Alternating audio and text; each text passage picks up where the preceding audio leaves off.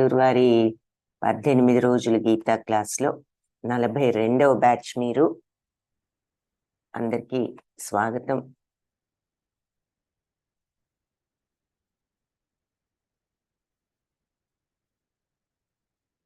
ఈరోజు 2వ అధ్యాయం అయిన గీతా సారాంశం చూద్దాము. నిన్న అర్జున విషాద యోగం చూసాము. యుద్ధం చేయలేనని 5 కారణాలు అర్జునుడు చెప్పడం, 4 చెప్పాడు, 5వది ఈరోజు చూస్తాము. ఓం అజ్ఞానతిమిరాంధస్య జ్ఞానాంజనశలాకయా చక్షురున్మిళితం యేన తస్మై శ్రీ గురవే నమః. రూప ప్రణామం. శ్రీ చైతన్య మనోభీష్టం స్థాపితం యేన భూతలే స్వయం రూపః కదా మహ్యం దదాతి స్వపదాంతికం. శ్రీలా ప్రభుపాద ప్రణతి. నమో ఓం విష్ణుపాదాయ కృష్ణప్రేష్ఠాయ భూతలే శ్రీమతే భక్తి వేదాంత స్వామి ఇతి నామినే.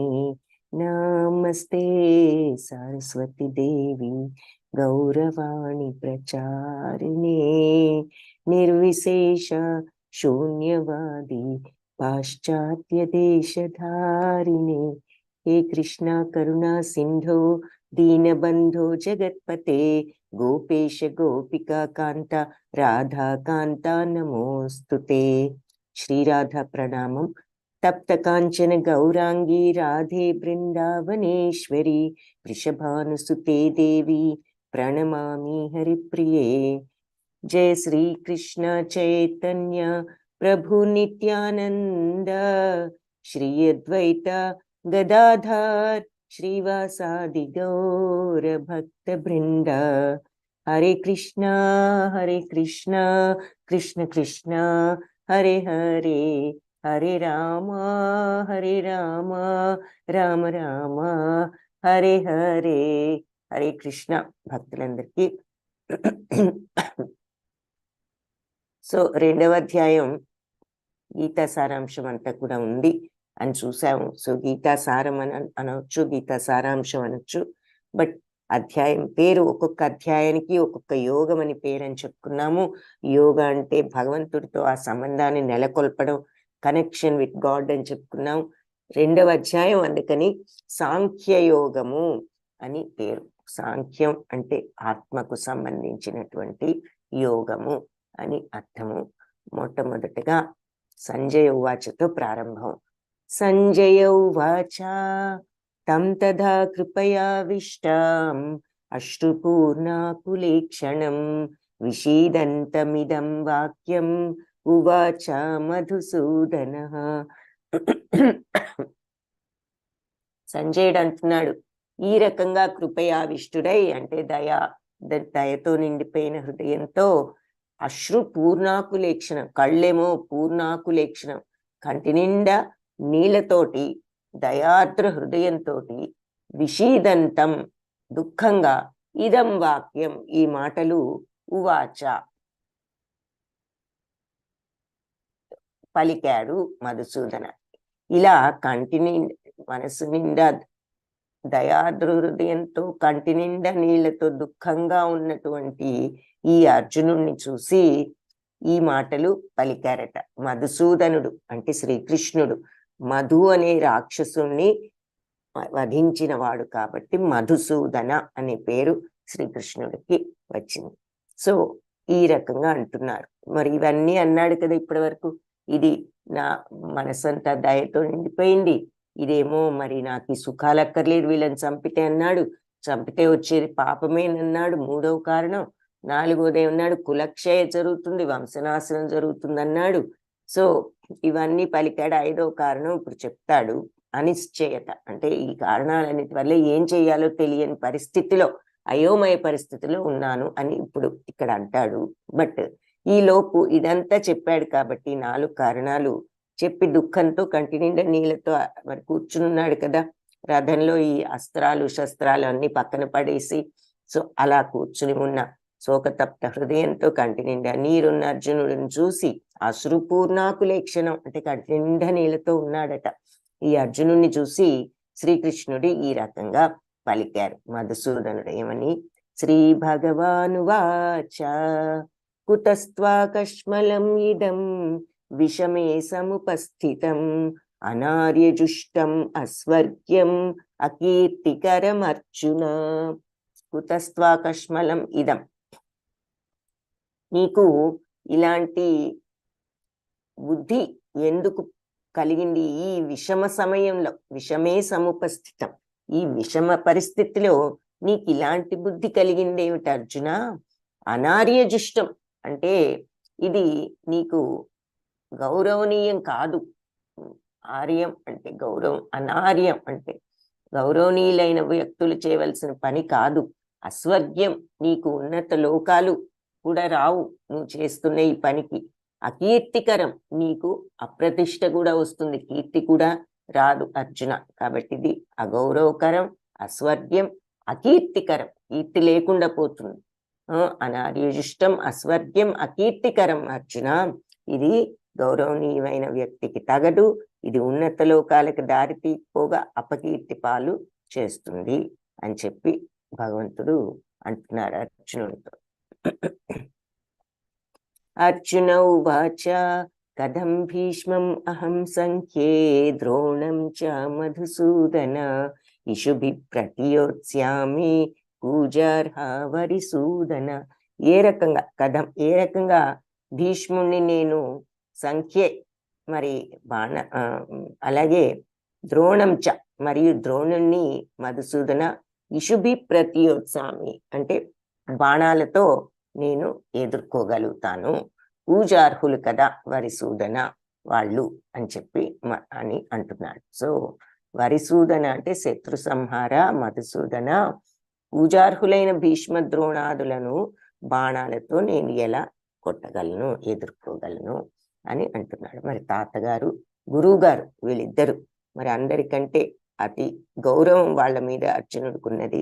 వాళ్ళని నేను ఏ రకంగా బాణ ప్రయోగం వాళ్ళ మీద నేను చేయగలను అంటూ ఇలా తన యొక్క పరిస్థితిని చెప్తున్నాడు. ఇప్పుడు కార్పణ్య దోషోపహత స్వభావ పృచ్ఛామి త్వాం ధర్మ సమ్మూఢ చేత యచ్ఛ్రేయస్యా నిశ్చితం బ్రూహి తన్మే శిష్యస్తేహం షాధి మాం త్వాం ప్రపన్నం.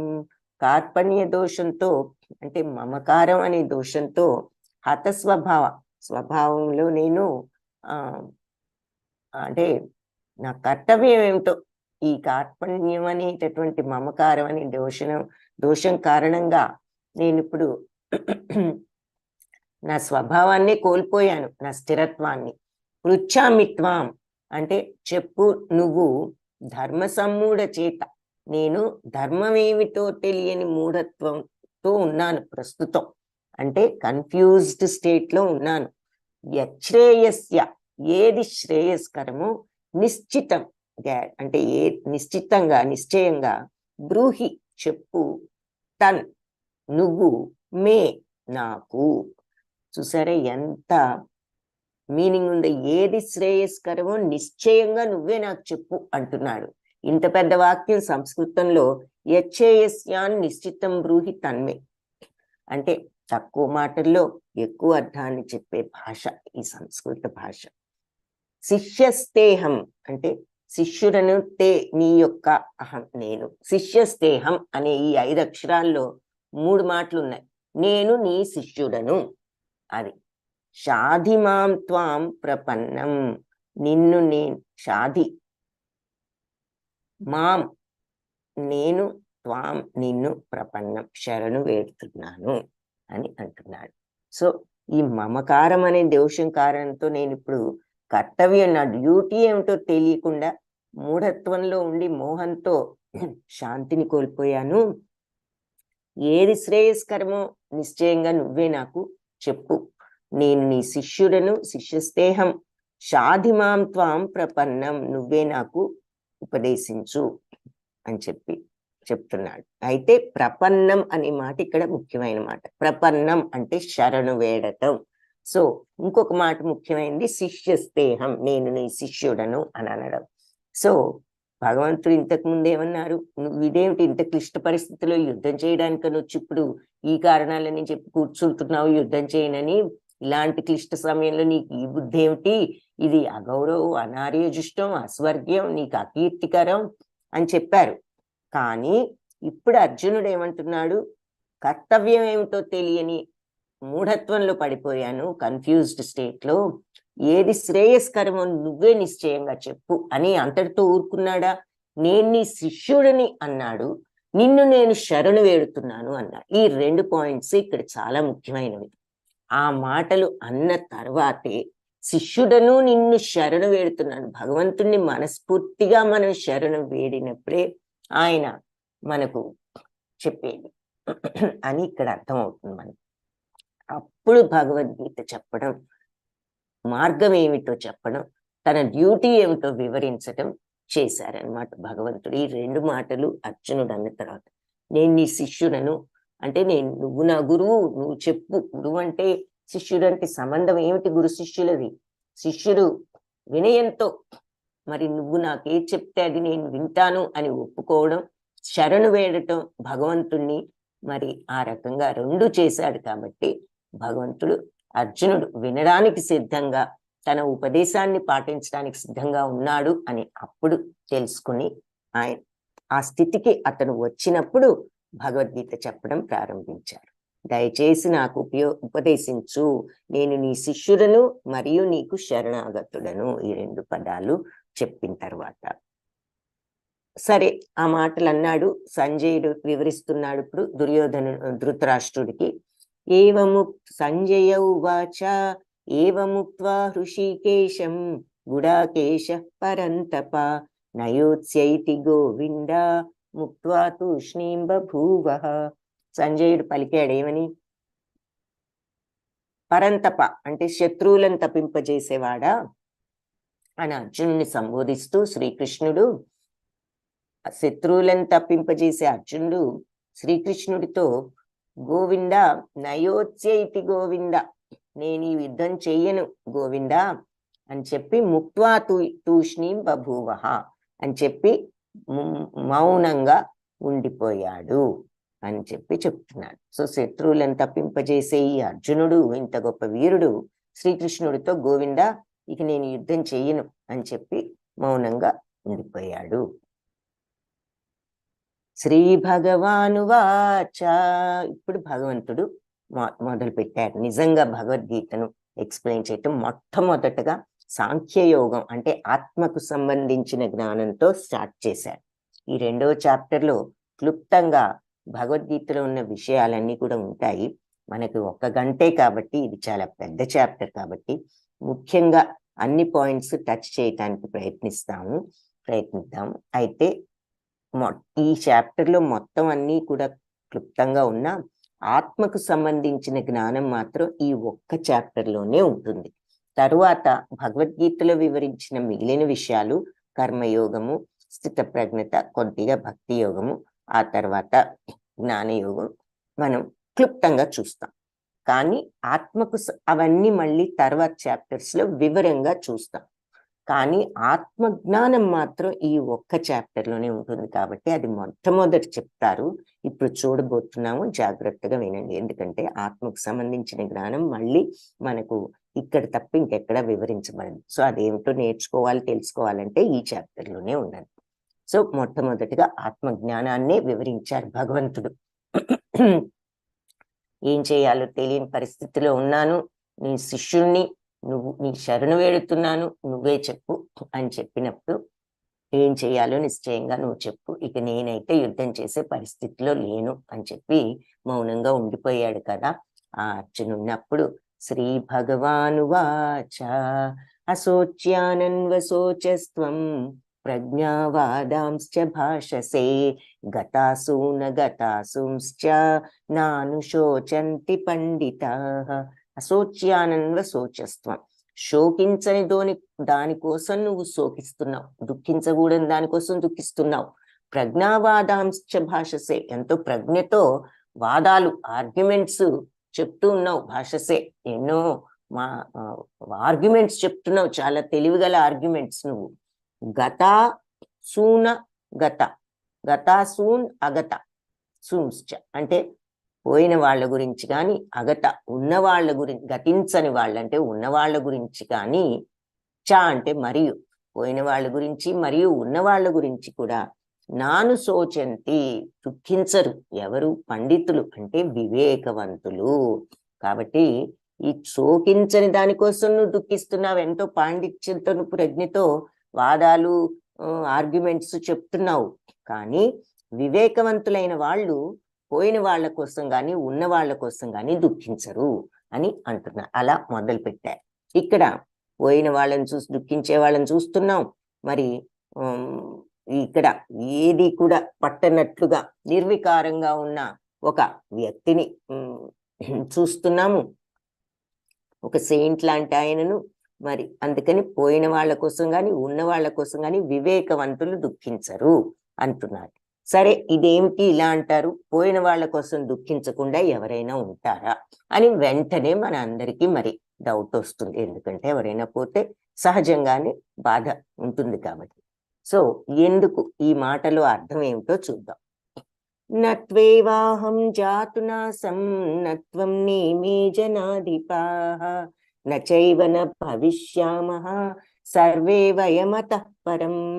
సో ఈ నువ్వు గాని నేను గాని ఇక్కడ ఉన్న రాజులందరూ గాని లేని సమయం అనేదే లేదు. నచైవన భవిష్యామ, ఇంతకు ముందు కూడా ఉండము అనే ప్రశ్నే లేదు. ఇంతకు ముందు అందరం ఉన్నాము, ముందు కూడా అందరం ఉంటాం. సర్వే వయం అతః పరం. అది ఇక అందరం కూడా భవిష్యత్తులో కూడా ఉంటాం. నువ్వు నేను ఇక్కడ ఉన్న ఈ రాజులందరూ ఇంతకు ముందు లేని వాళ్ళం ఏం కాదు, ఎప్పుడు ఉన్నాము, ముందు కూడా ఎప్పుడు ఉంటాం అంటున్నాం. దాని అర్థం ఏమిటి? దేహినోస్మిన్ యథా దేహే కౌమారం యౌవనం జరా తథా దేహాంతర ప్రాప్తి ధీరస్తత్ర న ముహ్యతి. దేహినోస్మిన్ యథా దేహే, ఎలా అయితే ఈ దేహంలో ఉన్నటువంటి దేహి అంటే ఆత్మ కౌమారం యౌవనం జర, మరి ఈ దేహం ఏ రకంగా అయితే కౌమారము యవ్వనము మరి జర అంటే వృద్ధాప్యం, ఈ స్టేజెస్ ఈ దశలన్నీ దాటుకుంటూ వెళ్తుందో ఈ శరీరం, యథా దేహే అదే రకంగా ఆత్మ కూడా తథా ఆ రకంగా దేహాంతర ప్రాప్తి, ఈ దేహం అంతమైన తర్వాత, దేహాంతరం ప్రాప్తి అయిన తర్వాత అంటే దేహం అంతమైన తర్వాత ధీరస్తత్ర అది కూడా ఇంకొక దేహంలోకి వెళ్తుంది అని చెప్తున్నారు. ధీరస్తత్రన ముఖ్యతి. ధీరులు వివేకవంతులు ధైర్యస్తులు నా ముఖ్యతి అంటే ఈ విషయంలో కలవరపడరు, కన్ఫ్యూజ్ అవ్వరు అని చెప్తున్నారు. ఆందోళన పడరు. సో ఈ దేహధారి ఈ దేహంలో దేహధారి అంటే ఎవరు? లోపల ఉన్నటువంటి ఆత్మ. ఈ ఆత్మ ఈ దేహం బాల్యం నుంచి యవ్వనానికి, యవ్వనం నుంచి మరి ముసలితనానికి, కౌమారం నుంచి యవ్వనం, యవ్వనం నుంచి జర అంటే ముసలితనం, వృద్ధాప్యానికి క్రమంగా ఈ దేహం ఎలా అయితే సాగిపోతుందో, మరి ఎప్పుడు ఒకేలాగా ఉండవు. పుట్టినప్పుడు ఇలా చిన్నగా ఉంటారు, తర్వాత కొంచెం పెద్దవాళ్ళు, యవ్వనం తర్వాత వృద్ధాప్యం, అలా మారిపోతూ ఉంటుంది. శరీరం రకరకాల దశలు తీసుకుంటూ ఉంటుంది. ఇంత వృద్ధాప్యంలో ఉన్న వ్యక్తి ఒకప్పుడు చిన్న బాలుడే, కాబట్టి ఆ బాలుడే ఈ స్టేజ్కి వచ్చాడు. దేహం ఆ రకంగా మారిపోతుంది రకరకాల దశలతో. అలా దేహం ఈ దశలన్నీ ఎలా తీసుకుంటుందో, కౌమారం, యవ్వనం, జర, వృద్ధాప్యం, అదే విధంగా మరి ఆత్మ మరణ సమయంలో దేహాంతర ప్రాప్తి, దేహం అంతమైనప్పుడు జరిగినప్పుడు మరణ సమయంలో జీవాత్మ మరొక దేహంలోకి ప్రవేశిస్తుంది. కాబట్టి వివేకవంతులు ఈ విషయంలో ఆందోళన పడరు. ఇక్కడ మనకు ఏమర్థం అవుతుంది అంటే దేహము ఆత్మ రెండున్నాయి. మన దేహం పోయినా ఆత్మ ఈ దేహాన్ని వదిలి ఇంకొక శరీరంలోకి వెళ్తుంది అన్నది ఇక్కడ ఫస్ట్ టైం భగవంతుడు చెప్పటం జరిగింది భగవద్గీతలో. సో మనం కనిపించే ఈ బాహ్య శరీరం కాదు, లోపల ఆత్మ ఉన్నది అన్నది ఇక్కడ అర్థం అవుతుంది. సో ఈ శరీరం ఏమిటి అంటే మొట్టమొదటి పాఠం మనం భగవద్గీతలో నేర్చుకునేది అది. మనం ఈ శరీరం కాదు, లోపల ఉన్నటువంటి ఆత్మ. ఈ శరీరం టెంపరీ. ఇది పోతే వేరే శరీరం వస్తుంది, కానీ ఆత్మ అలాగే ఉంటుంది, ఇంకొక శరీరంలోకి వెళ్తుంది. అయితే ఈ శరీరం ఏమిటి? బాహ్య శరీరం. ఇది పంచభూతాలతో తయారైన శరీరం. పంచభూతాలంటే ఏమిటి? ఎవరికైనా మరి తెలిస్తే చాట్ బాక్స్ లో టైప్ చేయండి. పంచభూతాలతో తయారైంది అంటున్నా. అందుకే పాంచభౌతికం అనే మాట వినే ఉంటారు. పాంచభౌతిక శరీరం అంటూ ఉంటారు. అంటే ఈ పైన శాశ్వతమైనది కాదు, మరి ఎప్పటికీ ఉండే శరీరం కాదు. కాబట్టి ఈ శరీరం ఎప్పుడొకప్పుడు పోయేదే. పంచభౌతికం, పంచభూతాలతో తయారైంది. ఏమిటి ఆ పంచభూతాలు? తెలిస్తే చెప్పండి చాట్ బాక్స్ లో. ఇకపోతే ఇక్కడ ఒక కురవాడిని చూపిస్తున్నారు. అతని కనుబొమ్మలు, చెవులు, మరి కాళ్ళు, చేతులు, మరి నోరు, కళ్ళు, జుట్టు ఇవన్నీ చూపిస్తున్నారు. సో మనం ఉన్నామంటే ఈ పార్ట్స్ అన్ని మన శరీరంలో ఉన్నాయి. ఏమని చెప్తాం? నా కళ్ళు, నా ముక్కు, నా చెవులు, నా నోరు, నా కాళ్ళు, నా చేతులు అంటాం. ఈ నా అనేది ఎవరు? ఆ నా అంటే మన బాడీ చూసి ఇది నా అని అనం కదా. ఇది నా బాడీ అంటాం. నా యొక్క బాడీ, నా యొక్క శరీరం, నా యొక్క ముక్కు, నా యొక్క చేతులు. ఎవరు ఆ నా అంటే లోపల ఉన్నటువంటి ఆత్మ. సో ఆ ఆత్మ ఈ శరీరంలో ఉన్నది. సో ఎలా అంటే ఒక పక్షి గనక ఒక కేజీలో ఉన్నట్లు చెప్పుకోవచ్చు. ఒక కారు డ్రైవర్ లేనిదే నడవదు. సో డ్రైవరే ఆత్మ, కారు శరీరం లాంటిదని ఉదాహరణ చెప్పుకోవచ్చు. సో మొట్టమొదటి పాఠం ఏమిటి అంటే మనం శరీరం కాదు, లోపల ఉన్న ఆత్మ. ఈ శరీరం పంచభౌతికం, పంచభూతాలతో తయారు చేయబడింది. ఏమిటి ఆ పంచభూతాలు అంటే ఇద్దరు మనకు ఆన్సర్స్ వచ్చాయి. సంజయ మాతాజీ గాలి, నీరు, నిప్పు, భూమి, ఆకాశం. Very good, correct. Lakshmi Mataji గాలి, నీరు, అగ్ని, భూమి, ఆకాశం. Very good, correct. సో అవి 5 కూడా పంచభూతాలు ఇక్కడ చూస్తున్నాం. అగ్ని, నీరు, స్కై ఆకాశం, ఎయిర్ గాలి, అర్త్ భూమి. సో ఈ 5 పంచభూతాలతో మన శరీరం తయారైంది. మన శరీరమే కాదు, ముఖ్యమైన పాయింట్ తెలుసుకోవాల్సింది ఇంకొకటి ఏమిటంటే ఈ ప్రపంచంలో, ఈ విశ్వంలో ఆకారం అనేది దేనికైనా ఉంది అంటే అది పంచభూతాలతోనే తయారైంది. మన శరీరమే కాదు, పక్షులదైనా, జంతువులదైనా, చేపలదైనా, మరి చెట్టుదైనా, పుట్టదైనా, గుట్టదైనా, ఏదైనా మన కంటి ముందు ఒక ఆకారం ఉంది అంటే ఆ ఆకారం పంచభూతాలతో తయారవ్వబడింది. అలాగే మన శరీరానికి ఆకారం ఉంది కాబట్టి మన శరీరం కూడా పంచభూతాలతో తయారైంది. సో ఈ ఆత్మ అనేది ఏమిటి? దీని లక్షణం అంటే సత్, చిత్, ఆనందం. అంటే సత్ అంటే ఏమిటి? ఎప్పటికీ మార్పు లేనిది, అలాగే ఉండేది, చేంజ్ లేకుండా నిత్యము శాశ్వతంగా ఉండేది. అలా ఏదైనా ఉందా ఈ ప్రపంచంలో? ఏదీ లేదు. ఉదాహరణకు ఎప్పుడు మనం చెప్పుకునేది ఏమిటంటే ఒక పుస్తకం ఉంది, ఈ రోజు పుస్తకం అంటాం. ఆ పుస్తకం ఇవాళ పుస్తకమే, కానీ ఒక 100 సంవత్సరాలకు, 200 సంవత్సరాలకు, 300 సంవత్సరాలకు అది పొడైపోతుంది. ఆ కాగితం ఉండదు. అప్పుడు అది పుస్తకం కాదు. అంటే నిత్యము శాశ్వతంగా దానికి షేప్ లేదు. మనం ఉన్నాము, ఈ రోజున ఏం పలానా అంటున్నాను నేను, ఉంటామా? ఎప్పటికీ లేదు. ఎప్పుడో అప్పటికీ ఈ శరీరం ఉండదు, కానీ ఉండేదేది ఆత్మ. శరీరం ఉండదు కానీ ఆత్మ ఉంటుంది. సో ఈ ప్రపంచమే ఎప్పటికీ ఉండదు. భగవంతుడు లయం చేసినప్పుడు విశ్వమే ఉండదు. కాబట్టి పర్మనెంట్ గా ఉండేది ఏమిటి అంటే ఈ ఆత్మ భగవంతుడి యొక్క అంశ. కాబట్టి ఈ భగవంతుడు ఎప్పటికీ నిత్యంగా శాశ్వతంగా ఉండేవాడు భగవంతుడు, ఆయన అంశ అయినటువంటి ఈ ఆత్మ. కాబట్టి సత్ అంటే అర్థం ఏమిటంటే మామూలు భాషలో నిజం చెప్పడం అనుకుంటాం, కరెక్టే. కానీ లోతైన నిజమైన అర్థం ఏమిటి అంటే నిత్యమైనది, సత్యమైనది, మార్పు చెందనిది, శాశ్వతంగా ఉండేది, అలాగే మార్పు చెందకుండా నిత్యము శాశ్వతంగా ఉండేదే సత్యము. అలా ఏది ఉండదు ఈ ప్రపంచంలో. ఏదైనా చివరికి లయం అయిపోయేదే. శాశ్వతంగా మార్పు లేకుండా అలాగే నిత్యము ఉండేది ఎవరు అంటే భగవంతుడు, ఆయన యొక్క అంశ అయిన ఆత్మ. అందుకే సత్ అంటే అది అర్థం. చిత్ అంటే ఏమిటి? ఆ ఆత్మతత్వాన్ని ఎరిగి ఉండటం, ఆ నాలెడ్జ్, ఆ జ్ఞానమే చిత్. అది భగవంతుడికి ఉన్నది, ఆత్మతత్వానికి అది ఉన్నది కాబట్టి చిత్.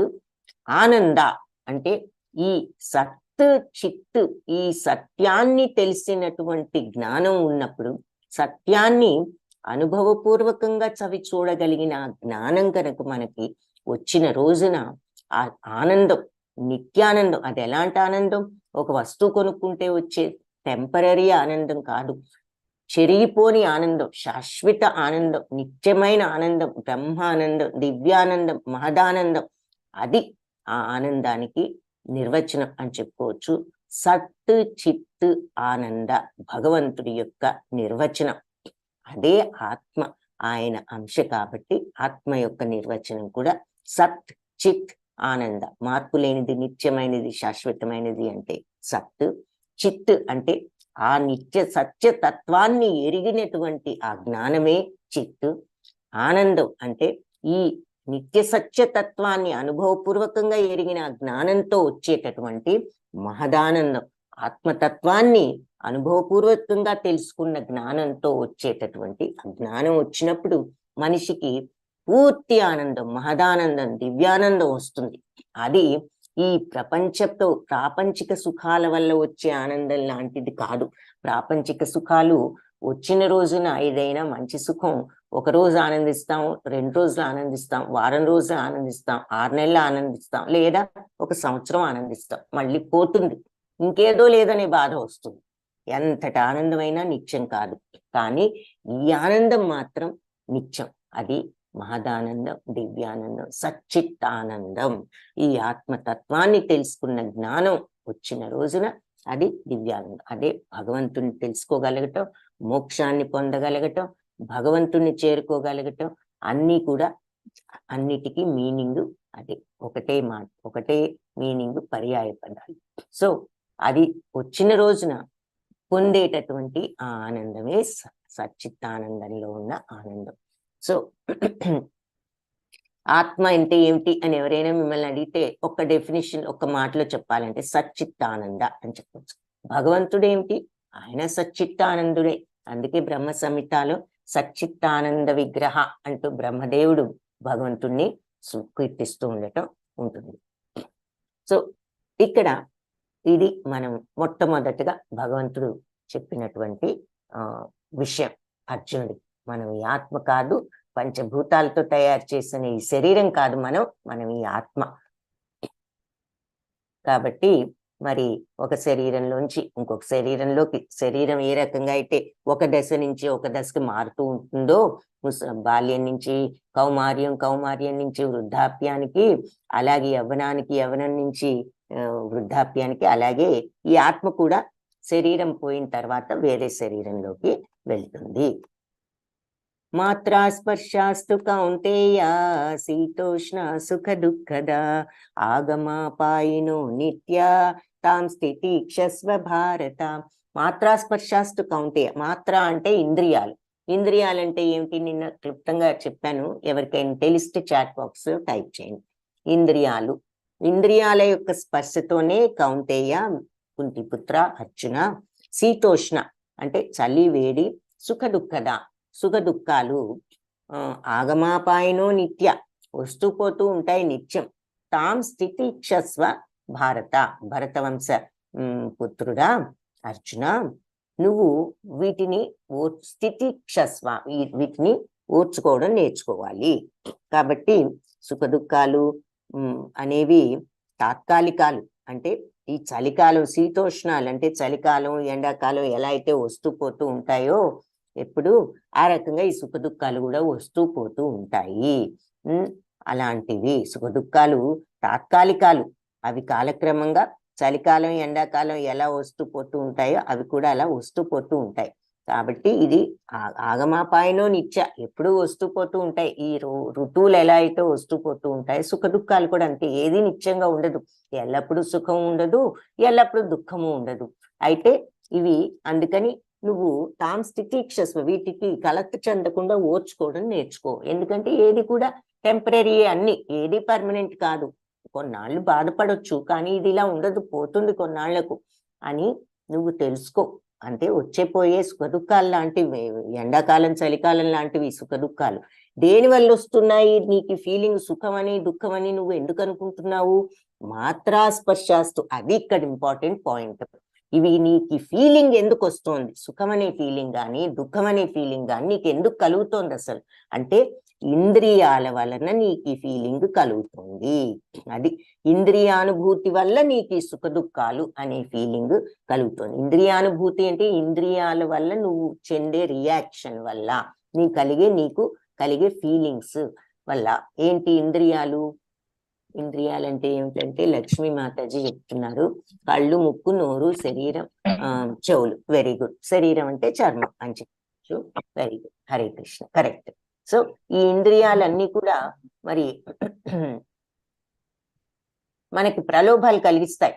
ఉదాహరణకి ఏం చెప్పుకున్నాం నిన్న, కళ్ళున్నాయి, ఏదన్నా చూస్తాం వస్తువు, బజార్ వెళ్ళినప్పుడు ఒక వస్తువు కోసం వెళ్తే ఇంకేదో కనిపిస్తుంది, అది చూడగా నీకు అది ఎలా అయినా మనకు కొనుక్కోవాలనిపిస్తుంది. డబ్బు లేకపోయినా అది ఉంటే బాగుండు అని మనకి ప్రలోభం కలిగించి ఏదో విధంగా అది తెచ్చుకోకపోతే ఇక మనసంతా ఒకలాంటి చిరాకు, అశాంతి, దుఃఖం, మన మీద మనకి కోపం, ఇంత చిన్న కోరిక తీర్చుకోలేకపోయామే అనే అసంతృప్తి, మరి డబ్బు ఇచ్చే వాళ్ళ మీద కోపం, ఇవన్నీ కలుగుతున్నాయి. అసలు దేనికి కలుగుతున్నాయి? ఈ కళ్ళు చూపించిన ప్రలోభాన్ని మనం తట్టుకోలేకపోవడంతోనే మనకి ఈ బాధ కలుగుతుంది. ఏదో ఒకటి ఎక్కడో చోట ఈ సోఫానే కొనాలా, ఇంట్లో ఏదో ఉంది అది లేకపోతే జరగదా, మనకున్నది చాలు అనేటటువంటి ఆ ప్రలోభాన్ని జయించి ఆ తృప్తిని మనం తెచ్చుకున్నప్పుడు ఆ బాధ ఉండదు.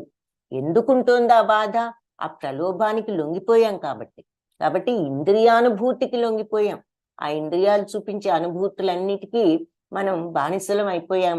అందుకే ఆ దుఃఖం కలుగుతుంది, అందుకే ఆ బాధ, అందుకే ఆ కోపం, అందుకే ఆ చిరాకు. అది లేనప్పుడు ఆ అనుభూతి చూసాము, బానే ఉంది, షాప్లో ఉంటుంది, ఇలాంటివి 10 ఉంటాయి, మనకుండేది మనకుంది అనుకున్నామంటే మనకు ఆ బాధ లేదు, ఆ తృప్తి మనం పడ్డాము అంటే. కాబట్టి ఇవన్నీ ఇంద్రియాలు కలిగించే అనుభూతుల వల్ల నీకు సుఖ దుఃఖాలనే ఫీలింగ్స్ వస్తున్నాయి. కాబట్టి ఏది కూడా పర్మనెంట్ కాదు, వస్తూ పోతూ ఉంటాయి. మరి ఒకవేళ దుఃఖమే వచ్చింది, ఉంటుందా? ఒక్కొక్క రోజు, 2 రోజులు, 4 రోజులు, నెల రోజులు, ఇక మళ్ళీ వేరేదేదో గుర్తొస్తుంది, మర్చిపోతాం. లేదంటే ఇంకేదో చిన్న సుఖం వస్తుంది, ఇంకేదో కొనుక్కుంటాము, దాంతో ఆనందంలో ఉంటాము. సో ఇది మర్చిపోతాం. సో ఏది నిత్యం కాదు అని చెప్తున్నారు. ఇవన్నీ మన ఇంద్రియ ప్రలోభం వల్ల ఈ సుఖం అనే ఫీలింగ్ కానీ దుఃఖం అనే ఫీలింగ్ కానీ అసలు ఎందుకు వస్తుంది అంటే మనం ఇంద్రియాలకు లోబడి ఉండటం వలన. అవి ఏవి పర్మనెంట్ కాదు, వస్తూ పోతూ ఉంటాయి. అంటే ఇంద్రియ ప్రలోభాలు మనకి నిత్యము కలుగుతూ ఉంటాయి. ఒకటి వచ్చినప్పుడు రెండో దాన్ని మర్చిపోతూ ఉంటాం. ఒక ప్రలోభం సుఖాన్ని ఇస్తుంది, ఇంకో ప్రలోభం దుఃఖాన్ని ఇస్తుంది.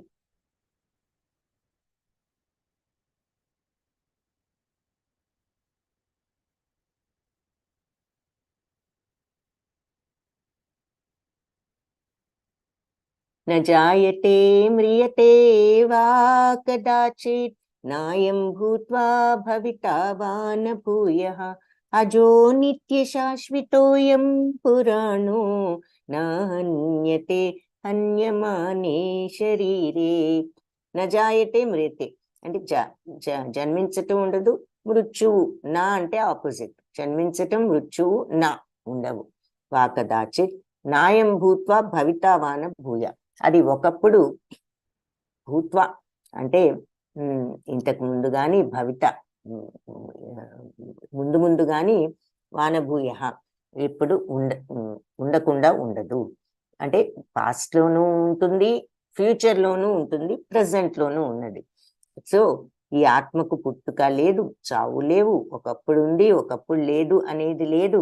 అజ అంటే పుట్టుక లేనిది, నిత్యమైనది, శాశ్వతమైనది, పురాణమైనది. మరి ఎప్పుడు ఉండేదంటే పురాతనమైనది. నాహన్యతే అంటే చనిపోదు, హన్యమానే శరీరే శరీరం పోయిన ఆత్మ పోదు అని చెప్తున్నారు. సో ఆత్మకు జన్మం కానీ మృత్యు కానీ లేదు, ఒకప్పుడు ఉంది ఒకప్పుడు లేకపోవడం అనేది లేదు. అంటే ఎప్పుడూ ఉంది, జన్మరహితం. జన్మ అంటే పుట్టుక లేనిది, శాశ్వతమైనది, అనాది, ఆది లేనిది అయిన ఆత్మ నిత్యమైనది. అందుకనే శరీరం నాశనమైన ఆత్మ మాత్రం నాశనం కాదు అని మళ్ళీ ఇక్కడ గట్టిగా క్లియర్గా చెప్తున్నారు. సో ఈ ఆత్మ ఈ శరీరంలోకి వచ్చినప్పుడు ఈ శరీరం బాల్యము, కౌమార్యము, యవ్వనము, మరి ఆ తర్వాత వృద్ధాప్యంలోకి వెళ్ళినప్పుడు ఆ తర్వాత ఈ ఆత్మ వేరే శరీరంలోకి వెళ్తుంది అన్నది ఇక్కడ చిత్రంలో చూస్తున్నాం. వాసాంసి జీర్ణాని యథా విహాయ నవాని గృహ్ణాతి నరోపరాణి తథా శరీరాణి విహాయ జీర్ణాన్య అన్యాని సంయాతి నవాని దేహి. వాసాంసి జీర్ణాని యథా విహాయ అంటే జీర్ణమైపోయిన బట్టల్ని ఏ విధంగా అయితే తీసేసి నవాని గృహ్ణాతి నరోపరాణి, మనిషి కొత్త బట్టలు వేసుకున్నట్లుగా పాత బట్టలు తీసేసి కొత్త బట్టలు వేసుకున్నట్టుగా మనిషి కూడా, ఆత్మ కూడా శరీరం జీర్ణమైపోయినప్పుడు ఆ శరీరాన్ని వదిలి అన్యాని సంయాతి నవాని దేహి, దానిని వదిలేసి వేరే కొత్త దేహంలోకి వెళ్తుంది అని చెప్తున్నారు. సో మనిషి చిరిగిపోయిన పాత బట్టలను వదిలివేసి కొత్త బట్టలు ఎలా వేసుకుంటాము మనం, ఆ రకంగా ఆత్మ కూడా ఈ కృషించిన శరీరాన్ని వదిలి కొత్త శరీరం నవాని దేహి, ఒక నవ్యమైన శరీరాన్ని లోకి వెళ్తుంది అని చెప్పి ఇక్కడ బేబీగా ఉండి అన్ని దశలు బాల్యం, కౌమార్యం, వృద్ధాప్యం, యవ్వనం, వృద్ధాప్యం దాటిన తర్వాత ఈ ఆత్మ మళ్ళీ ఇంకొక శరీరంలోకి వెళ్ళి ఈ రకంగా ఈ బాలుడు మళ్ళీ ఈ స్టేజెస్ అన్ని దాటుతూ ఇలా ఉంది. అంటే ఇది ఒక సైకిల్ అని మనకు అర్థమైంది. చక్రం, ఏం చక్రం? జనన మరణ చక్రము.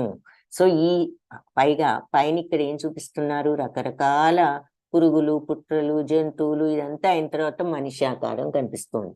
కాబట్టి 84 లక్షల జీవరాశులు జన్మలు ఎత్తిన తర్వాత కానీ మానవ జన్మ రాదట. కాబట్టి మనందరం ఎన్నో జన్మలు వచ్చిన మానవ జన్మ అత్యంత విలువైనది, అమూల్యమైనది. సో ఈ మానవ జన్మలోనే మోక్షాన్ని తెచ్చుకునేటటువంటి అవకాశం ఉంది అని చెప్తూ ఉంటారు. సో ఈ జనన మరణ చక్రాన్ని గురించి ఇక్కడ చూసాం. అది ఒక ముఖ్యమైన పాయింట్ అన్నమాట ఇక్కడ ఈ ఆత్మజ్ఞానంలో. నైనం చిందంతి శస్త్రాణి నైనం దహతి పావకః నచైనం క్లేదయంత్యాపో నశోషయతి మారుతః. అయితే ఈ ఆత్మ గురించి ఇంకా ఏం చెప్తున్నారు? నైనం చిందంతి శస్త్రాణి అంటే శస్త్రాలు, అంటే ఏ రకమైన ఆయుధాలు కూడా దీన్ని చిందంతి, ముక్కలు చేయలేవు. ఒక కత్తి తీసుకుని దేన్నైనా ముక్కలు చేయొచ్చేమో కానీ ఆత్మనెవరు ముక్కలు చేయలేరు. నైనం దహతి పావకః, పావకః అంటే అగ్ని, అగ్ని దీనిని దహించలేదు. నా చైనం క్లేదయంతి ఆపో, ఆపో అంటే నీరు, నీరు దీనిని తడపలేదు. నశోషయతి మారుతః, మారుతః అంటే వాయువు, గాలి, గాలి దీనిని ఆరబెట్టలేదు. సో ఈ ఆత్మని ఆయుధాలు ఏవి ముక్కలు చేయలేవు, అగ్ని ఏమో కాల్చలేదు, నీరేమో తడపలేదు, గాలి ఆరబెట్టలేదు. మరి తడిచిన బట్టలు ఉంటే గాలిలో పెడితే ఆరిపోతాయని మనం ఆరబెడుతూ ఉంటాం. అలా నీరు దీన్ని తడపలేదు, అలాగే గాలి కూడా దీనిని ఆరబెట్టలేదు. అంటే ఈ ఆత్మను ఎవరు ఏమీ చేయలేరు. అంటే అంటున్నాడు కదా మరి అర్జునుడు, నేను భీష్మద్రోణుల ఆయుధాలతో ఏ రకంగా నేను ఎదుర్కోగలను, వాళ్ళని ఎలా చంపాలి అని. దానికి నువ్వు శరీరాన్నే గాని నువ్వు ఆ ఆత్మని ఏమీ చేయలేవు. ఈ ఆత్మని ఏ అస్త్రాలు శస్త్రాలు కూడా ముక్కలు చేయలేవు. ఎవరు కాల్చలేరు, నీరు తడపలేదు, గాలి ఆర్పలేదు. జాతస్య హి ధ్రువో మృత్యు ధ్రువం జన్మామృతస్య చ తస్మాద్ అపరిహార్యేతే నత్వం శోచితుమర్హసి. జాతస్య హి ధ్రువముచ్చు, పుట్టారు అంటే ధ్రువం, గ్యారంటీ ఏమిటి? మృత్యు, అంతే కదా. ఒక్క విషయం మనకు గ్యారంటీ, మనం దాని గురించి ఆలోచించాము. బట్ పుట్టిన తర్వాత ఏది గ్యారంటీ? ఏ గ్యారంటీ లేకపోయినా మృత్యు గ్యారంటీ. ఎప్పటికో అప్పటికి మృత్యు ఉంటుంది, ఇక్కడ పర్మనెంట్ గా ఉండవు. అలాగే ధ్రువం జన్మామృతస్య చ, గ్యారంటీ ఇంకోటి కూడా ఉంది. మృత్యు వచ్చిన తర్వాత మళ్ళీ జన్మించడం కూడా అంతే గ్యారంటీ. పుట్టినవాడు ఎంత గ్యారంటీగా పోతాడన్నది తెలుసో మనకి, అదే గ్యారంటీ పోయినవాడు మళ్ళీ పుడతాడన్న దానికి కూడా ఉన్నది. పుట్టిన తర్వాత మరణం ఎంత గ్యారంటీయో పోయిన తర్వాత మళ్ళీ జన్మ కూడా అంతే గ్యారంటీ అంటున్నారు. తస్మాత్, కాబట్టి అపరిహార్యేతే, ఇనవిటబుల్ అంటే మన అనివార్యమైనది, అంటే తప్పించుకోలేని విషయం, తప్పనిసరిగా జరిగేది, అనివార్యమైన దానికోసం నత్వం శోచితుం అర్హసి, నువ్వు శోకించడం అనవసరము, శోకించొద్దు. ఎందుకు? పుట్టిన వాడికి మరణం తప్పదు, మరణించిన వాడికి మళ్ళీ పుట్టుక తప్పదు. కాబట్టి ఈ అనివార్యమైన దానికోసం నువ్వు శోకించొద్దు. ఇది ఎలాగూ జరిగేదే, ఇది మామూలు రొటీను, దీనికోసం నువ్వు బాధపడద్దు అని చెప్పారు. అంటే మరి డీప్ గా ఆలోచిస్తే ఇది వేదాంతం అని అర్థమవుతుంది. దేహి నిత్యమవధ్యోయం దేహి సర్వస్య భారత తస్మాత్ సర్వాణి భూతాని నత్వం శోచితుమర్హసి. సో దేహి నిత్యం అవధ్యోయం దేహే సర్వస్య భారత, అన్ని దేహాల్లో ఉండే ఈ ఆత్మకు నిత్యమైనటువంటి ఆత్మకు చావనేదే లేదు. తస్మాత్ కాబట్టి సర్వాణి భూతాన్ని, అన్ని దేహాల్లో ఉన్న ఈ ఆత్మకు చావనేదే లేదు. నత్వం శోచితుం అర్హసి, కాబట్టి నువ్వు దుఃఖించాల్సిన అవసరం లేదు. ఎందుకంటే వాళ్ళు ఎవరో చనిపోతారని నువ్వు అనుకుంటున్నావు. ఆ శరీరం పోయేది, ఆత్మ ఎక్కడికి పోదు. ఆత్మ ఎప్పుడూ నిత్యమే, అజో, పుట్టుకలేనిది, నిత్యమైనది, శాశ్వతం, పురాతనం అని మనం ఆత్మ గురించి ఇక్కడ చూసాము. అజో నిత్య శాశ్వతోయం పురాణం. కాబట్టి మనిషి ఆత్మ ఎక్కడికి పోదు. కాబట్టి ఈ ప్రాణుల గురించి నువ్వు దుఃఖించక్కర్లేదు. సో ఇక్కడ హరేర్నామ హరేర్నామ హరేర్నామ ఇవ కేవలం కలౌ నాస్త్యైవ నాస్త్యైవ నాస్త్యైవ గతిర్ అన్యథ. ఈ కలియుగంలో హరినామం తప్ప వేరే మార్గం లేదు ఈ భగవంతుని పొందటానికి అని చెప్తూ ఇది మరి ప్రభుపాద కూడా ఈ శ్లోకాన్ని గుర్తు చేశారు 69వ సంవత్సరంలో లాస్ ఏంజలీస్ నగరంలో. సో ఇక్కడ మనం చిత్రం చూసాం. మనం ఆహారం తీసుకుంటే మన బాడీ కృషించకుండా ఉంటుంది. మరి ఆత్మని మనం జాగ్రత్తగా సంరక్షించాలి, భగవంతుల్లో లీనం చేయాలి, భగవంతుని చేరుకోవాలి అనుకున్నప్పుడు ఏమిటి ఆత్మకు ఫుడ్ ఏమిటి? మనం పంజరాన్ని గనక క్లీన్ చేసి పక్షి గురించి పట్టించుకోకపోతే ఏం ఉపయోగం? ఇక్కడ ఈవిడ అలాగే పంజరం షైనీగా క్లీన్ చేస్తుంది. అంటే శరీరానికి సుఖాలు అన్ని ఏర్పరిచి అసలు ఆత్మని ఇగ్నోర్ చేస్తే ఎలా?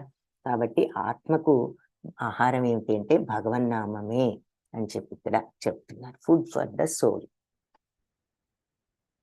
హతావా ప్రాప్స్యసి స్వర్గం జిత్వా వా భోక్ష్యసే మహీం తస్మాత్ ఉత్తిష్ఠ కౌంతేయ యుద్ధాయ కృత నిశ్చయ. హతావా ప్రాప్స్యసి స్వర్గం, చనిపోయావా నీకు స్వర్గప్రాప్తి వస్తుంది ఈ యుద్ధంలో.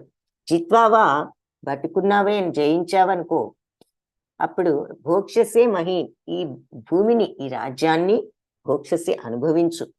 తస్మాత్ కాబట్టి ఉత్తిష్ఠ లే కౌంతేయ, లేచి యుద్ధాయ కృత నిశ్చయ, యుద్ధం చెయ్యి కృత నిశ్చయంతో అని చెప్తున్నారు. సో ఈ ధర్మ యుద్ధంలో నువ్వు మరణించావంటే స్వర్గాన్ని పొందుతావు, శత్రువులను కానీ జయించావంటే రాజ్యభోగాలు రాజ్యాన్ని అనుభవించగలవు.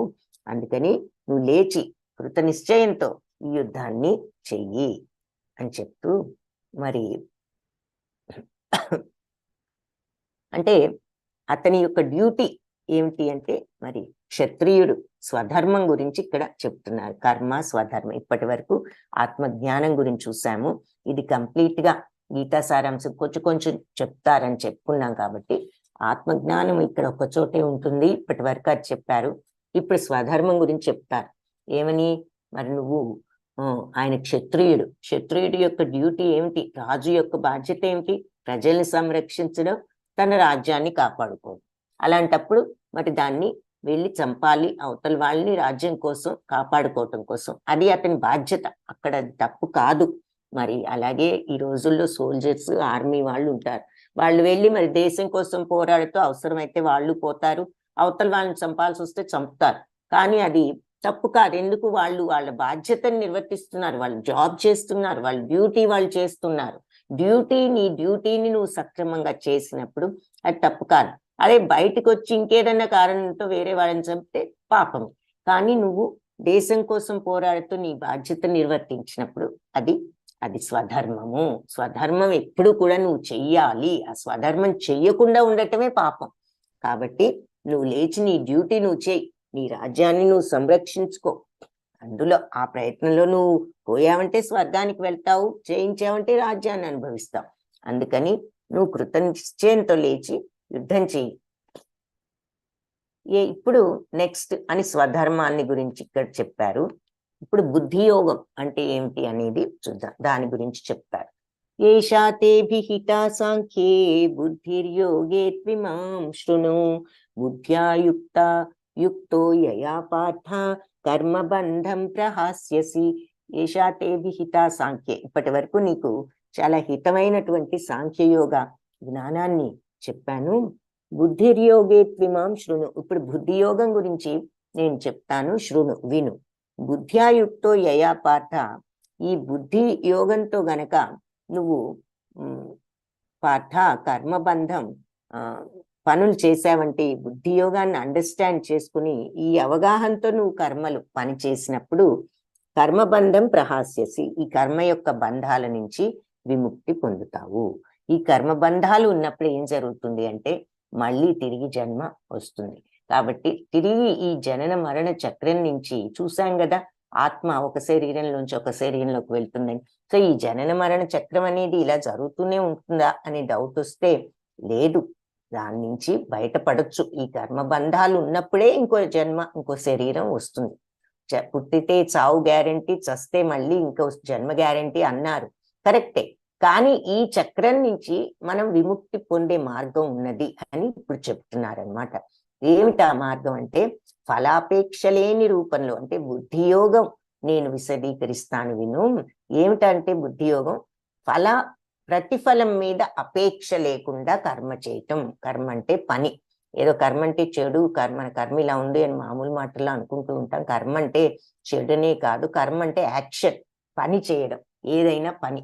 సో కర్మను గనక ఆ కర్మ యొక్క ప్రతిఫలం అంటే ఆ పని చేస్తే ఈ రిజల్ట్ వస్తుంది, ఆ రిజల్ట్ వస్తుంది అని మహామోజుతో ఆ రిజల్ట్ మీదే ఎక్కువ వ్యామోహాన్ని పెట్టుకుని చేయకుండా మనం పని చేయడం మీదే దృష్టి పెట్టి ఏది వచ్చినా సరే సమత్వంతో ఉండగలిగినప్పుడు మనకి ఈ కర్మ వల్ల వచ్చే బంధాలు ఏర్పడవు. సో ప్రతిఫలాపేక్ష లేకుండా కర్మ రూపంలో ఈ బుద్ధి యోగాన్ని నేను విశదీకరిస్తాను. కాబట్టి ప్రతిఫలాపేక్ష లేని కర్మ ఏమిటి అన్న విషయం నీకు ఇప్పుడు చెప్తాను. అలాంటి ఇది అర్థం చేసుకుని గనక నువ్వు పని చేస్తే, కర్మను అనుసరించినట్లయితే ఈ బంధాలన్నిటి నుంచి నువ్వు విముక్తి పొందుతావు అని చెప్తున్నారు. సో అది ఏమిటి అంటే, ఒక పని చేస్తున్నప్పుడు ఎంతసేపు దానివల్ల నాకు ఇది వస్తుందా అది వస్తుందా అనే విషయాన్ని గురించే నువ్వు ఆ వ్యామోహంతోనే ఉంటే, నీకు ఆ పని మీద ఉన్న విపరీతమైన వ్యామోహం వల్ల నీ కర్మబంధాలు అంటుకుంటాయి.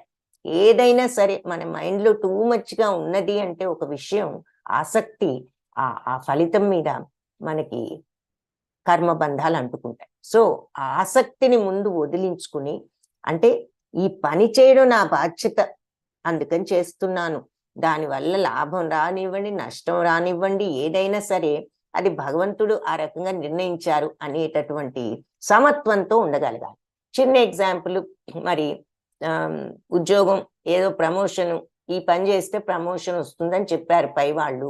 సో ఆ ప్రమోషన్ వస్తే ఇంత జీతం వస్తుంది, అంత జీతం వస్తుంది, అంత లంచాలు వస్తాయి, ఇంత లంచాలు వస్తాయి, ఇంత గౌరవం వస్తుంది, ఇలాంటి విషయాల మీద వ్యామోహాన్ని పక్కన పెట్టి, ఇది ఉద్యోగిగా నా బాధ్యత ఈ పని ముగించడం, ఇది ముగించాలి అంటున్నారు అనుకుని ఆ పని ముగించడం మీద మనం శ్రద్ధ వహించి పనిని కంప్లీట్ చేసి, ఆ తర్వాత ఆ ప్రమోషన్ వచ్చినా రాకపోయినా సమత్వంతో ఉండగలుగుతాం. వస్తే మంచిదే, వచ్చింది, రాకపోతే మనకి రావాలని లేదు, రాలేదు, పక్కవాడికి వచ్చిందనే జలసి వద్దు, మనకి రాలేదనే దుఃఖము వద్దు, ఇది భగవన్ నిర్ణయం, ఏదో ఇలా జరిగింది అనుకుని ఎవరైతే అలా సమత్వంతో ఉండగలుగుతారో, సుఖంలో అయినా దుఃఖంలో అయినా కష్టంలో అయినా మరి లాభంలో అయినా నష్టంలో అయినా లాభంలో అయినా ఇలా ఉండగలుగుతారో అది బుద్ధి యోగం.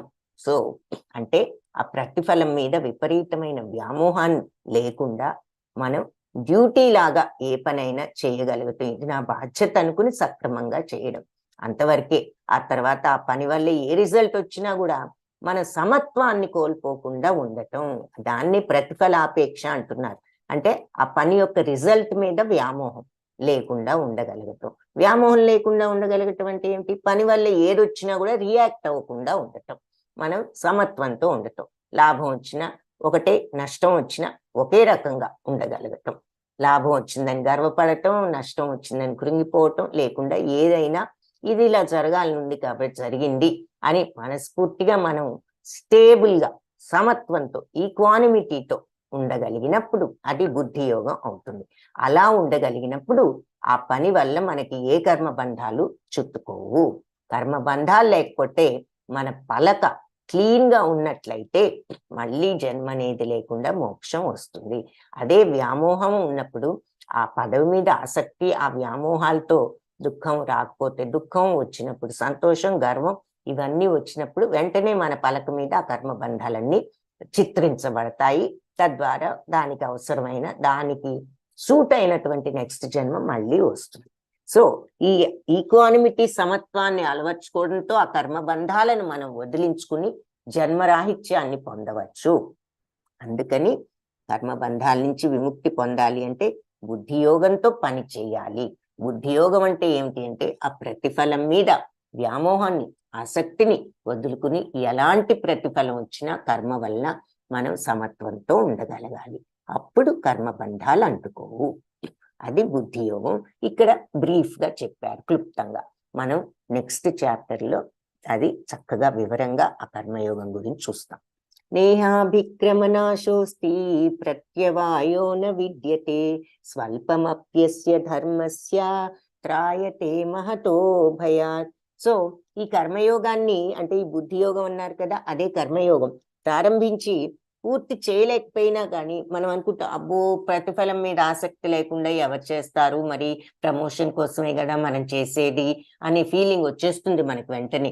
కానీ అది మంచిదే, పెట్టుకో. కానీ ఏమవుతుంది, మళ్ళీ జనన మరణ చక్రంలో చిక్కుకుంటాం. కాబట్టి ఆ సమత్వాన్ని ప్రాక్టీస్ చెయ్యి. ఇక అప్పుడు ఈ ప్రమోషన్లు అక్కర్లేదు, ఏది అక్కర్లేదు, ఈ జన్మే ఉండదు, హాయిగా భగవంతుడి దగ్గరికి వెళ్ళి అక్కడే ఉండొచ్చు. కాబట్టి అందుకని అంటే అందుకని అని స్వార్థం కాకపోయినా ఆ తత్వాన్ని అలవర్చుకుంటే ముందు మనశ్శాంతి అనేది ఎంత ఉంటుందో ఆలోచించండి. ఏ పనైనా ఫెయిల్ అయినప్పుడు ఎంత దుఃఖం, సక్సెస్ అయితే ఎంత సంతోషం, గర్వం ఎన్నో వస్తూ ఉంటాయి. అవన్నీ లేకుండా ప్రశాంతంగా ఉంటూ సమత్వంతో ఉన్నప్పుడు ఎంత ఆనందంగా ఉంటుంది మనకి. సో అది ఈ కర్మయోగం కష్టం అనుకుంటాం, అదేంటి ఆసక్తి లేకుండా ఎలా ఉంటాము, అంత కష్టమైనది ఎలా చేయగలమని. కానీ దీన్ని ప్రారంభించి ప్రయత్నించండి. ప్రయత్నిస్తే మీరు పూర్తిగా ఆ స్టేజ్కి వెళ్ళలేకపోయినా అది వృధా కాదు మీ ప్రయత్నం అంటున్నారు. మరి స్వల్పమప్యస్య ధర్మస్య, ఏ కొంచెమైనా ఈ ధర్మ మార్గంలో ఉన్నట్లయితే త్రాయతే, విడుదల చేస్తుంది మిమ్మల్ని మహతో మహాభయాన్నించి అని చెప్తున్నారు. సో ఈ కర్మయోగం ప్రారంభించి పూర్తి చేయలేకపోయినా వృధా కాదు, దోషం లేదు. ఈ మార్గాన్ని మీరు కొద్దిగా ఆచరించినా సరే దారుణమైన భయాన్నించి మనిషిని కాపాడుతుంది అని చెప్తున్నారు. సో ఇక్కడ గజేంద్ర మోక్షం అంటే ఈ ఏనుగు మరి ముసలి నోట్లో కాలు చిక్కున్నప్పుడు ఎంతగానో ప్రయత్నించి పాపం చివరికి వదిలించుకోలేక అప్పుడు పూర్వజన్మలో ఉన్న పుణ్యం ద్వారా భగవంతుడిని గుర్తు చేసుకుని ఆయన ప్రార్థించిన తర్వాత భగవంతుడు వచ్చి మోక్షాన్ని కలిగించడం, వదిలించడం ఆ ముసలి నోట్లో నుంచి చూస్తున్న గజేంద్ర మోక్షం. భాగవతంలో ఒక స్టోరీ అది. వ్యవసాయాత్మిక బుద్ధి ఏకేహ కురు నందన బహుశాఖాహి అనంతాశ్చ బుద్ధయో అవ్యవసాయినాం. సో ఈ బుద్ధి యోగం గురించి, కర్మయోగం గురించి ఇంకొక మాట కూడా చెప్తున్నారు. ఏముండాలట, ఇలా ఉండాలంటే ఈక్వానిమిటీ. మనం నిశ్చయంగా భక్తి మార్గంలో నిశ్చయంగా ఉన్న వాళ్ళ బుద్ధి స్థిరంగా ఉంటుంది. సో బుద్ధి ఆసక్తి, కష్ట సుఖాలు, ఈ లాభ నష్టాల పట్ల అటు ఇటు కొట్టుకులాడకుండా స్థిమితంగా ఉంచాలి, సమత్వంతో ఉండాలి అంటే ముందు అసలు నిశ్చయాత్మకమైన భక్తి మార్గంలో ఉన్నవాడి బుద్ధి స్థిరంగా నిశ్చయంగా అలా ఉంటుంది సమత్వంతో అంటున్నారు. సో బహుశాఖాహి అనంతాశ్చ, ఎన్నో బ్రాంచెస్, ఎన్నో వైపులకు వెళ్ళిపోయేటటువంటి అనంతమైన రకరకాల మైండ్లు విషయాల్లోకి వెళ్ళిపోతే ఆలోచనలు, స్థిర సంకల్పం లేని వాళ్ళ ఆలోచనలు పరిపరి విధాల పరిగెడుతూ ఉంటాయి. సో భక్తి మార్గంలో నిశ్చయంగా ఉంటే మనకి బుద్ధి స్థిరంగా ఉంటుంది, సమత్వంతో ఉంటుంది. అలా కాకుండా వాళ్ళ లక్ష్యం ఎప్పుడు ఒకటే, స్థిరత్వంతో ఉండాలి. మరి మనం ఈ భవబంధాల నుంచి బయటపడాలి. అలాగే స్థిర సంకల్పం లేని వాళ్ళ ఆలోచనలు ఎన్నో రకాలుగా అటు ఇటు పరిపరి విధాలు, బహుశాఖాహి అనంతాశ్చ, ఎన్నో బ్రాంచెస్. శాఖలంటే బ్రాంచెస్ అంటే ఇక్కడ ఎన్నో విధాలుగా అనంతం, అంతు లేకుండా ఆలోచనలతో అటు ఇటు పోతూ ఉంటుంది వాళ్ళ మైండ్.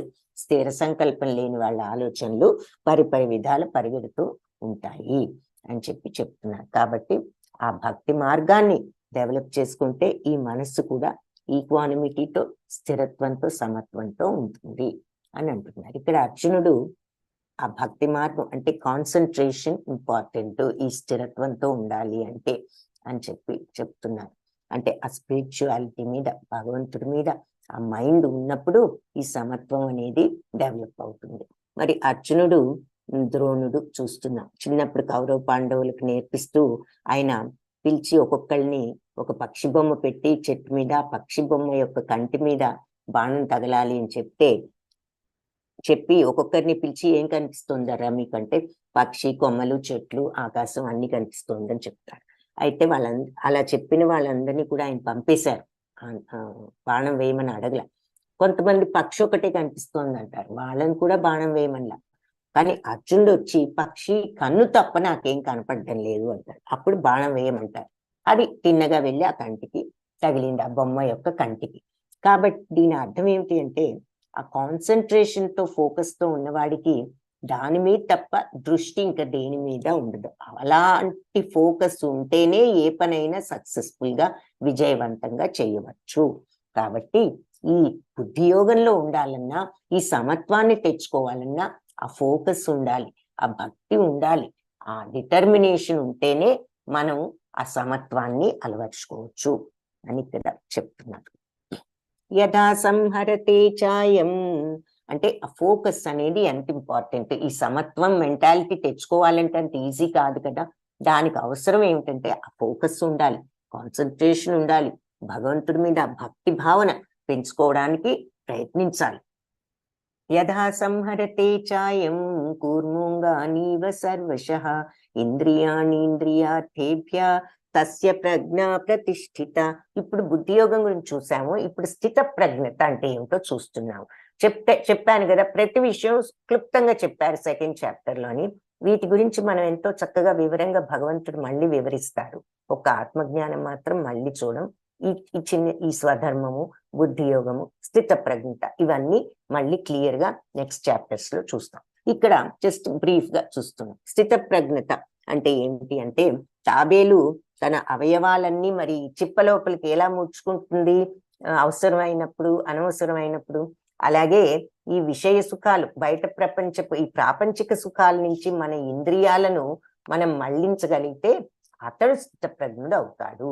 మరి ఇంద్రియాలు కళ్ళు చూసినవన్నీ కావాలనుకుంటే దాని ప్రలోభంలో పడిపోయినా, విన్నవన్నీ ఏదైనా వినిపిస్తుంటే వెళ్ళిపోయి ఆ టీవీ ముందే కళ్ళు అప్పగించి, చెవులు అప్పగించి చూస్తూ కూర్చున్నా, ఇవన్నీ ప్రలోభాలు.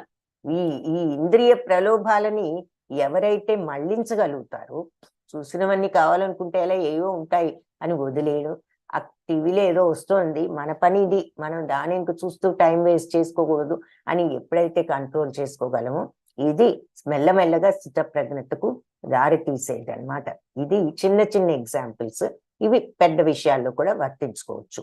కాబట్టి ఎవరైతే ఈ ప్రాపంచిక సుఖాల నుంచి మన ఇంద్రియాలను మళ్లించి లోపల వైపుకు, ఆత్మ వైపుకు, భగవంతుడి వైపుకు దృష్టిని తిప్పగలిగిన వాడు స్థితప్రజ్ఞుడు. అంటే ఫస్ట్ పాయింట్ ఏమిటంటే, అసలు ప్రలోభాలకు కలిగించిన ఇంద్రియాలు కలిగిస్తాయి, ఆ ప్రలోభాలను జయించడమే స్థితప్రజ్ఞత.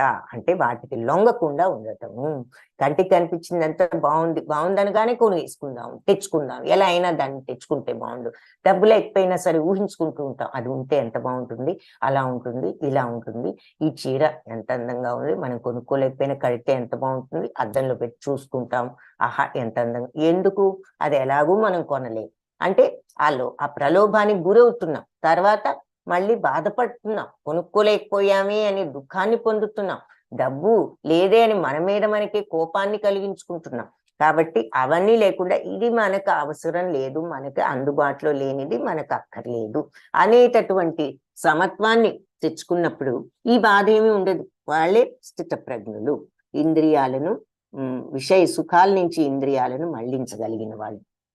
ధ్యాయతి ఎలా ఎగ్జాంపుల్ కూడా ఇచ్చారు. తాబేలు అవసరం లేనప్పుడు దాని అవయవాలను లోపల పెట్టేసుకుంటుంది, అవసరమైనప్పుడు ఏదైనా నడవాలన్నా చేయాలన్నా అప్పుడు బయట పెడుతుంది, అంతేగాని మామూలుగా అది ఎప్పుడు వాటిని ఉపయోగించదు. అలాగే ఇంద్రియాలను కూడా చూసిన ప్రతిదాని వైపు వెళ్ళిపోకుండా మనం మళ్లించడం నేర్చుకోవాలి సమత్వం కోసం.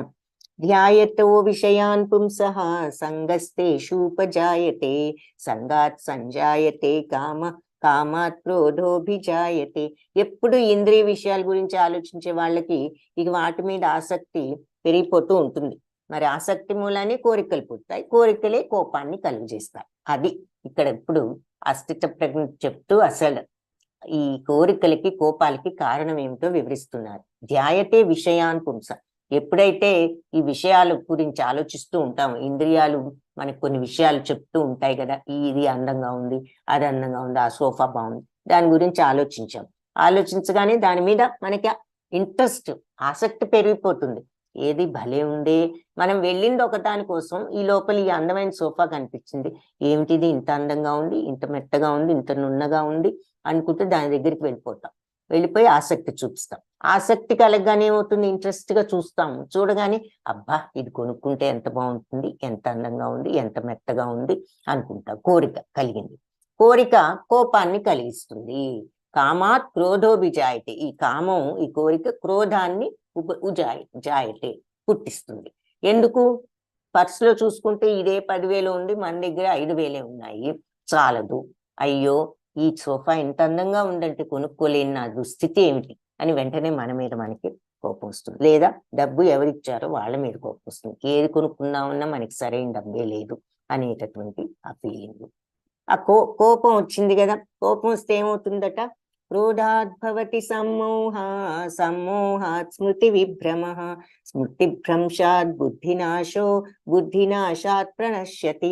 క్రోధోద్భవతి సమోహం. క్రోధంతో ఇక మోహం అనేది పుడుతుంది. అంటే ఒకలాంటి మైకం, విచక్షణ లేని స్థితి వస్తుంది. మరి అంతే, మన వాళ్ళు పిచ్చి కోపం వచ్చిందంటారు. అంటే అర్థం ఏమిటి? కోపంతో విచక్షణ పోయిందని. పిచ్చి అంటే నిజంగా పిచ్చివాళ్ళు కాదు, కానీ కోపం వచ్చినప్పుడు పిచ్చివాళ్ళతో సమానంగా అయిపోతూ ఉంటారు. సమ్మోహం, ఆ మోహం వచ్చేస్తుంది. సమ్మోహాత్ స్మృతి విభ్రమ.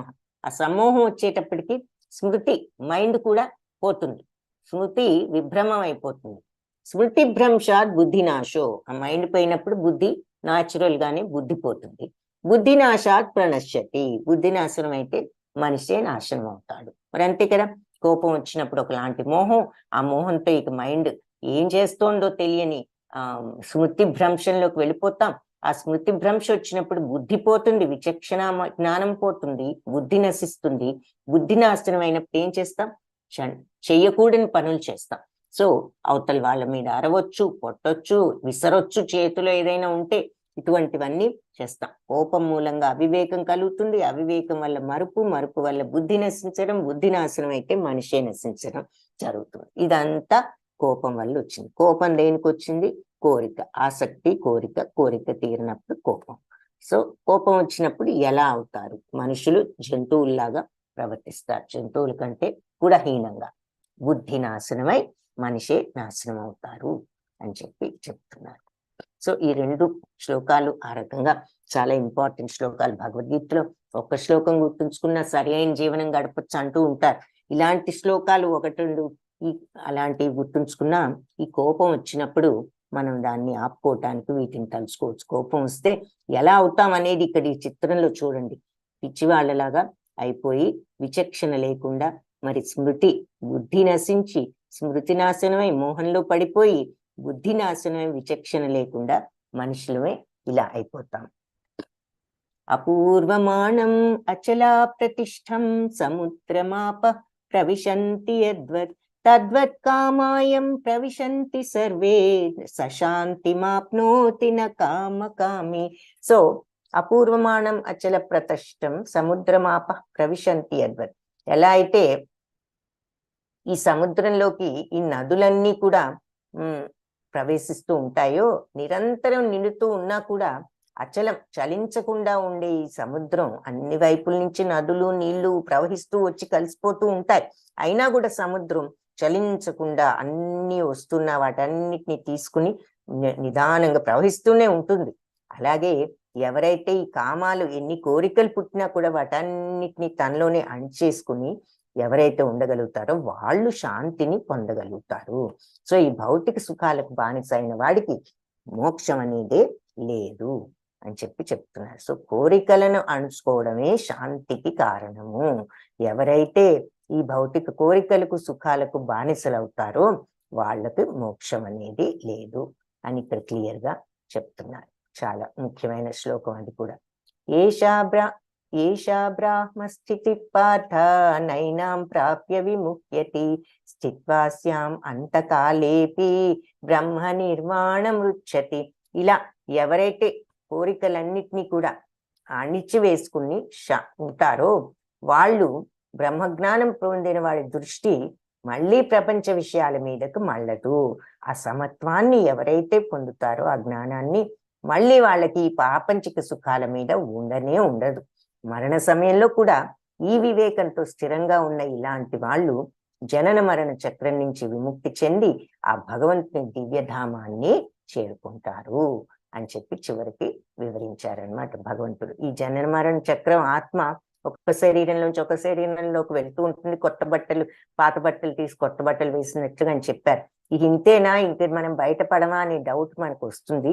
ఇక్కడ ఆన్సర్ కూడా చెప్పారు. సో ఎవరైతే ఈ ఇంద్రియ ప్రలోభాలకు గురైతే ఏమవుతుంది మరి? ఆసక్తులు, కోరికలు, తద్వారా కోపం వస్తే అవివేకము, మరుపు, స్మృతి భ్రంశం, దాంతో బుద్ధి నాశనమై మనుషులమే నాశనం అయిపోతాం. కాబట్టే ఈ కోరికలు ఉన్నవాడు వాడికి మోక్షం లేదు. ఈ సుఖాలకు బానిసైన వాడు ఎవరైతే కోరికలన్నీ అణుచుకోగలడో వాడు శాంతిని పొందుతాడు. అలా బ్రహ్మజ్ఞానం పొందినవాడు మళ్ళీ ఈ ప్రాపంచిక విషయాల మీద వాళ్ళకి దృష్టి మళ్ళదు.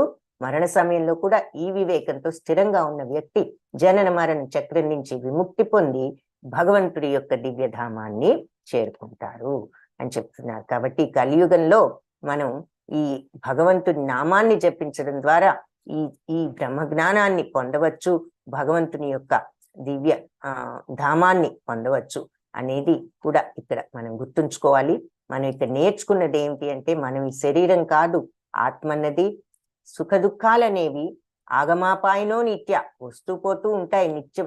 ఏది శీతోష్ణాల్లాగా చలికాలం వేడికాలం లాగా వస్తూ పోతూ ఉంటాయి. మనం భగవంతుని శరణు వేడాలి అంటే భగవన్నామాన్ని స్మరించాలి. హరే కృష్ణ కృష్ణ కృష్ణ హరే హరే, హరే రామ రామ రామ హరే హరే. ఇది షోడశకం నామనం కలికల్మష నాశకం నాతః పరతరోపాయ సర్వవేదేషు దృశ్యతే. హరే కృష్ణ కృష్ణ కృష్ణ హరే హరే, హరే రామ రామ రామ హరే హరే. సకల వేదాలన్నీ వెతికినా కలియుగంలో ఉన్న ఈ విషపూరిత ప్రభావాలను రూపుమాపాలంటే 16 పేర్లు ఉన్న ఈ హరే కృష్ణ మహామంత్ర జపం కంటే వేరే తరోపాయము లేదు అని కలిసంతరణ ఉపనిషత్తులో చెప్పారు. సో చెప్పిద్దాము. హరే కృష్ణ కృష్ణ కృష్ణ హరే హరే, హరే రామ రామ రామ హరే హరే. కృష్ణం వందే జగద్గురుం ఈ గీతా పాఠంలో మనం నేర్చుకున్నది అది. ఆ తర్వాత వాంఛాకల్పతరుభ్యశ్చ కృపా సింధుభ్య ఏవ చ పతితానాం పావనేభ్యో వైష్ణవేభ్యో నమో నమః. ఇంతటితో మరి ఈ సెకండ్ చాప్టర్ ని కంప్లీట్ చేశాము. ఇప్పుడు సెకండ్ చాప్టర్ 4 చూద్దాము.